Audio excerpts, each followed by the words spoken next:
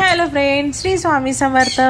हे पहा, हे माझं लिंबाचं झाड आहे आणि केवढं छोटं आहे आणि छोट्या पॉटमध्ये पण लावलेलं झाड पण छोटं आहे, परंतु त्याला फुलं किती आलेली आहेत आणि फ्रुटिंग पण किती आलेली आहे। तर चला, तर मी तुम्हाला एक रेमेडी सांगते की मी ह्याच्यासाठी काय केलं, हे तुमच्याशी शेअर करते। 1 लिटर पाणी घ्यायचं, 1 लिटर पाण्यामध्ये जे आपलं खडं मीठ असतं ते खडं मीठ टाकायचं आणि मस्त विरघळून घ्यायचं, छान मिक्स करायचं आणि त्यानंतर स्प्रे बॉटलमध्ये भरायचं। स्प्रे बॉटलमध्ये भरल्यानंतर तो स्प्रे झाडावर करायचा, झाडावर पानांवरच करायचा, खाली गेला नाही पाहिजे, म्हणजे त्याच्या मुळाशी पाणी गेलं नाही पाहिजे, जे खारट पाणी, फक्त वरच्यावर स्प्रे करायचा। हे महिन्यातून एकदाच करायचं, मिठाचं पाणी हे महिन्यातून एकदाच करायचं।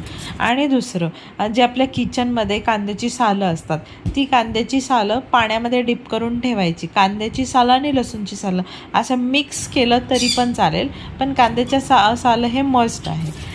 हे पाणी दर 15 दिवसांनी झाडाला टाकायचं, हे स्प्रे नाही करायचं, झाडाला टाकायचं। नीट आहे का? मिठाचं पाणी झाडावर स्प्रे करायचं प्रत्येक महिन्याला आणि कांद्याचं पाणी झाडांना मातीमध्ये टाकायचं। हे तुम्ही तोपर्यंत करायचं की जोपर्यंत झाडाला फ्लावरिंग नाही होते आणि फ्रुटिंग नाही चालू होते, तोपर्यंत कंटिन्यू करायचं।